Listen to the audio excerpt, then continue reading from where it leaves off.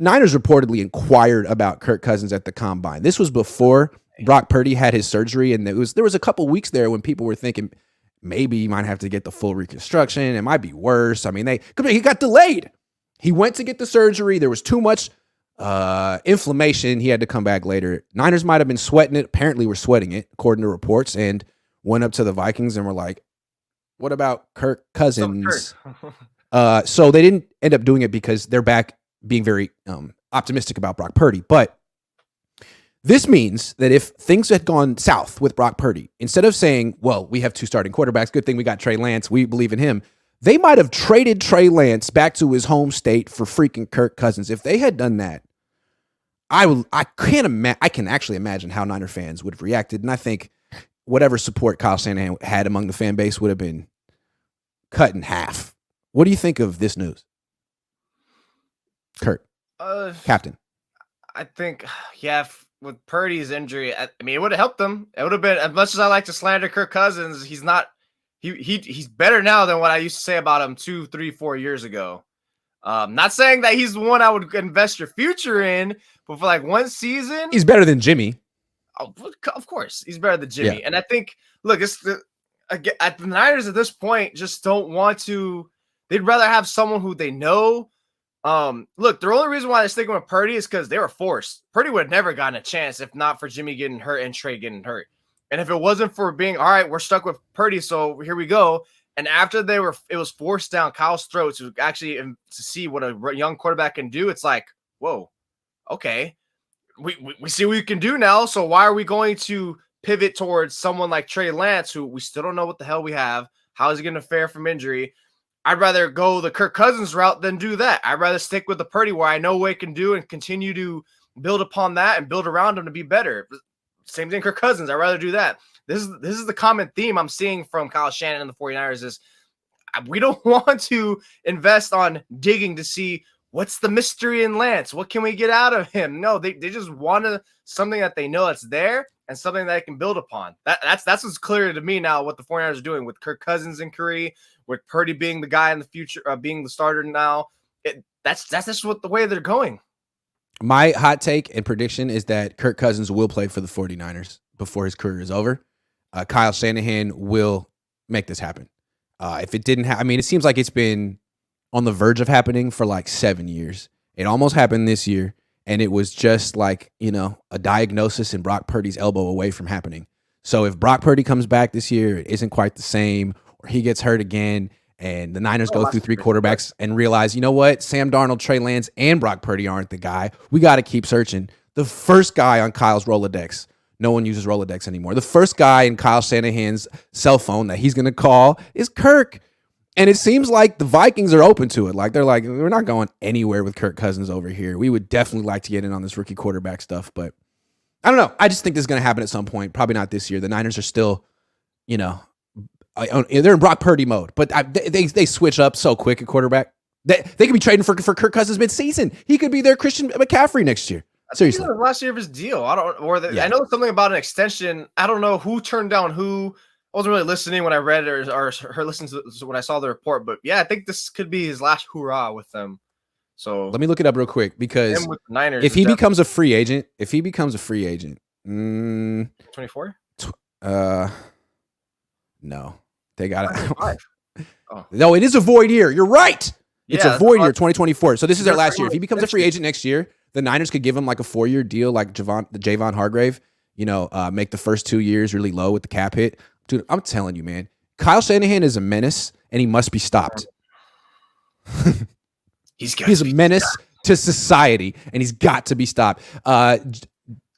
JCK510 says Kyle listens to Nickelback. Okay, so I just got back from Phoenix, took a bunch of Lyfts and Ubers, and one lady who was like 25 who picked me up had her Spotify playlist going and unironically had Nickelback on the playlist. Couldn't make it as a poor man stealing. Like, honestly, and she was like bopping around to it. I was like, man, this is not California. It was crazy.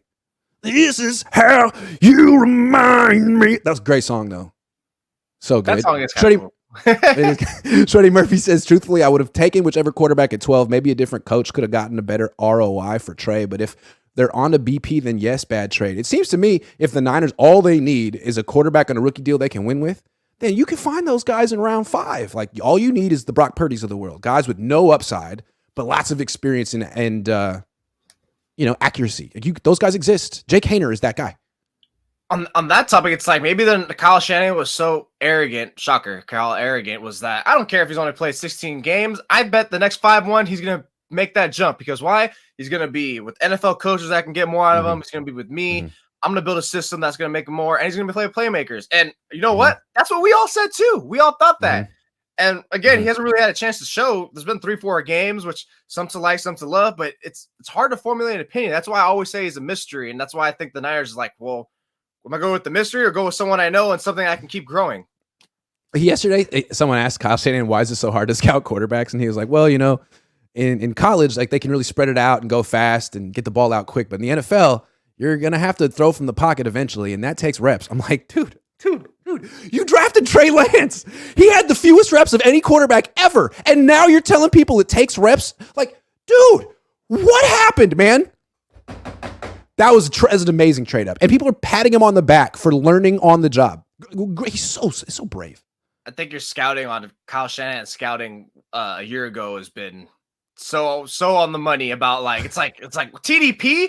It's like he just put on his last year's tape and didn't even watch anything and not even watch last year's tape. He probably watched like 3 games. That one game where he ran for 300 yards. Jordan Pena says, out of all the teams that Brock played, which team you think was the most elite? The team that knocked him out, and then the team before that held him to 19 points. Those two. The other teams he played weren't really great on defense. Did he technically play the Eagles, though?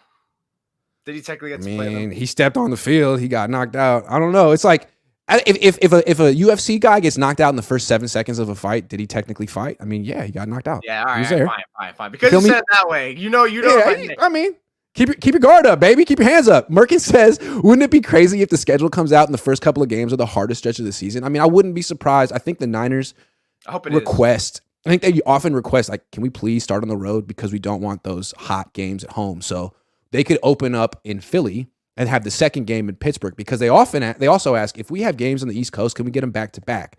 The Niners have 5 games on the East Coast this year. 5.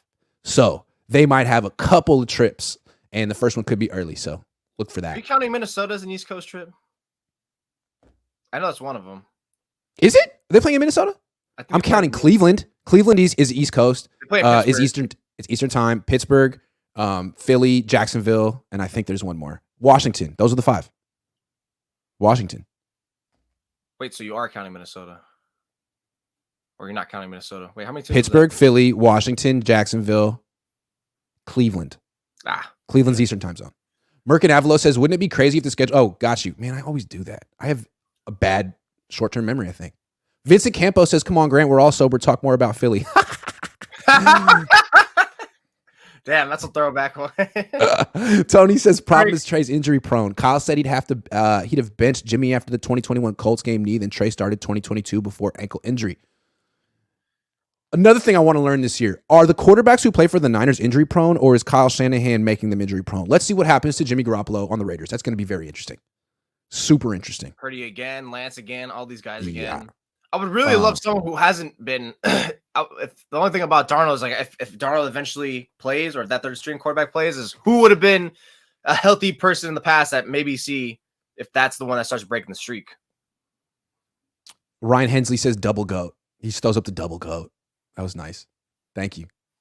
Tyler Cressley says, so Jose and Grant, can we agree right now at this moment at time, Kyle just wants average over slightly above average quarterback play?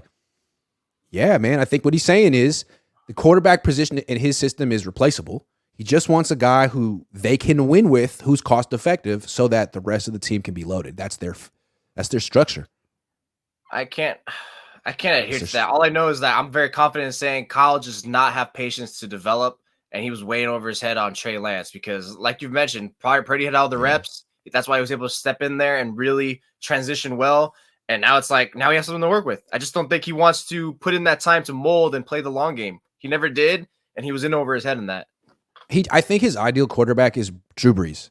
Drew Brees is a Hall of Fame quarterback, one of the 15 greatest quarterbacks of all time. What made Drew Brees special was that he probably made the quickest decisions in the pocket of any quarterback of his era.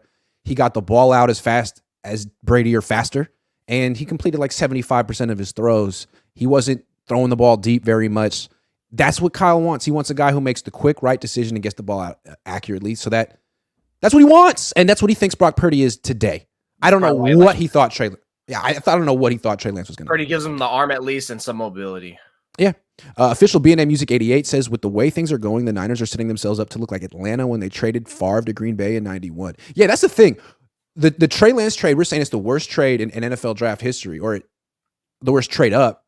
Man, it could get worse for the 49ers. It could get worse. They trade him somewhere else for nothing, and he ends up being good. Like, this isn't even over for them. And they're smiling like they're over there doing the right thing. Like, all right, well, hopefully Brock Purdy's what they think he is. If he is, then it doesn't matter. How much of a project is Trey? Asked Chris Tellerico. He didn't look that bad to me. It also doesn't matter who they used the first on because Kyle wouldn't have played him. That's a really good point, man.